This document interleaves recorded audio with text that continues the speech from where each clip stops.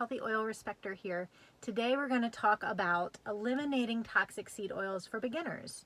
You're on board, you've watched all the videos on seedoilrebellion.com, and then you're like, okay, now what? What do I do now, right? This is so overwhelming. Where do I start? So here's how to begin. First, we're going to eliminate the evil 8. If you're not familiar with the evil 8 and the simple 6, please go to seedoilrebellion.com. You can read about them there. The evil 8 are the top 8 toxic seed oils to always avoid no matter what. The simple 6 are the 6 healthiest oils that you want to replace those with. And then there's of course a very large gray area: sesame seed oil, peanut oil, walnut oil, all sorts of oils out there. Those are all in the gray area. Lard, duck fat, and chicken fat, which are only going to be good if you get them properly sourced. So where do you start avoiding these toxic seed oils? Number one, I always tell people, start with your cooking oils, okay? Start there first. Of course, you're gonna have people that can jump right in and go real extreme and get everything out of their house and just start fresh, right? But we can't all do that. So maybe that's very overwhelming for some of us. So starting with your cooking oils, right? You wanna eliminate all the cooking oils that are not one of the simple 6, which is beef tallow, ghee, butter, olive oil, avocado oil, and coconut oil. Now be careful with the avocado oil and the olive oil. I have more info about this on my site, but those can be laced and tampered with and filled with toxic seed oils, even if it doesn't say on the bottle. You want to throw away any of the toxic oils, right? Just get rid of them, throw them away. I wouldn't even give them to a friend, because then you're not doing your friend any favors. And then you want to choose which of the simple 6 do you want to use. They all have different smoke points. Maybe you don't like the flavor of some. Maybe you don't like coconut oil. Coconut oil is not going to be a good option for you then, right? If you don't like the flavor of coconut. You know, you just want to kind of just to decide what you want to start with. Some might want to try all 6 and see what they like the best. Some might want to try a couple. Some might just want to say, you know what, I'm just going all in with the beef tallow. By the way, beef tallow and ghee are king, you guys. Those are my top 2, along with butter. That's in the top 3 for me. But ghee and tallow, I highly recommend. They're the best ones out there. They're going to be pure soy sources. Not to mention they have a pretty high smoke point, so you can use them for just about anything. So that's the first step. Replace your cooking oils, okay? Start getting familiar with cooking with these healthy oils. Number 2 is the pantry purge. The pantry and refrigerator purge is probably, I don't know, it can be scary, it can be fun.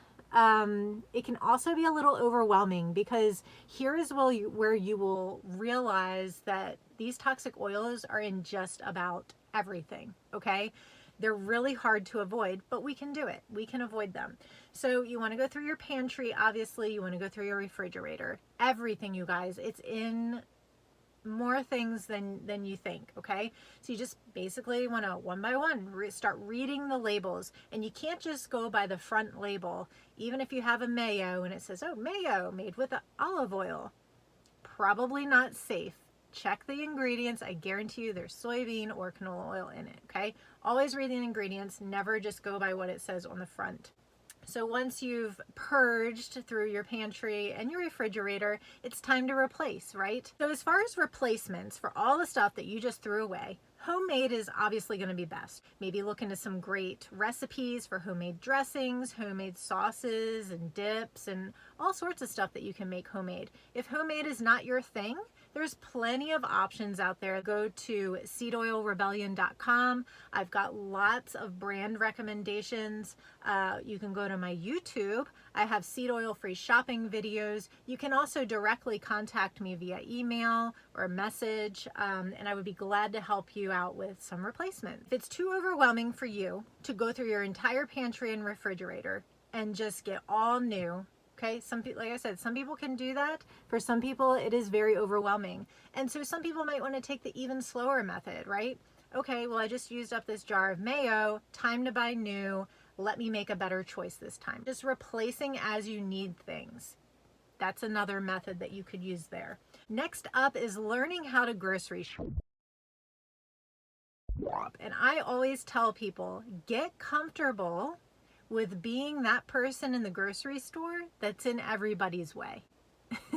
Kind of joking, kind of not. You don't technically need to be in everyone's way, but don't feel bad about standing there for a minute when you're buying, a jar of mayo or a dressing. Don't feel bad about being that person that's reading all the labels. You have every right to do that. If you're spending money on an item, you should know what's in it, and you should be buying what you truly want to buy. The easy thing to do at the grocery store is to get the bulk of your groceries in the meat department and the produce section. You are going to be safe there, and I'm not talking about pre-marinated meats. I'm talking about just straight up packaged meat. Should not have seed oils in it, right? The only ingredient is going to be the actual meat. Beef is best in my opinion. Grass-fed, definitely top of the list. Conventional beef right below it, okay? Then we go into the pork and chicken and all of those things. Same thing with the produce aisle. You're gonna have fresh veggies and fruit. They don't have nutrition labels because they are what they are. There's gonna be no seed oils in these products. So these are gonna be like the two safe places to get majority of your shopping done. Once you move into the inner aisles of the grocery store, that's where you're going to be doing more work. You're going to have to read every single label, and this might seem like a lot of work at first, but eventually you're going to find your favorite replacements that you know are safe, and you're going to eventually be able to go into the grocery store and know exactly what you need. Just a reminder, never trust the front label. Always make sure to read the ingredients. The last piece to this puzzle is eating out. Eating out at a party, eating out at a restaurant. They have like little to no control over what you're getting. I do have a video coming soon on this topic specifically, just to go over a few quick key points for this video. Of course, you can always check out the ingredients list before you go. Maybe it's a restaurant that you've been to before, you know what dishes you like. You can pull up a menu online and look and see, and if you do a little bit more digging, you can even sometimes find what ingredients certain restaurants use in certain dishes and meals. When going to a restaurant, it's always going to be best to avoid anything fried. Do not use salad dressings, and avoid anything mayo based. Those are like super red flags you're definitely going to be getting some sort of seed oil consumption, and not just a trace amount. You're going to be getting doused with it. Always remember, when you go out to eat, you have the right to ask. Asking doesn't hurt, right? Hey, can I get my steak cooked in butter? I don't eat oils. Or, just ask in a nice way, and you'll be surprised what some restaurants will do for you. If you enjoyed this video, if you thought it was helpful, please like and subscribe for more. I have plenty of more helpful videos coming soon.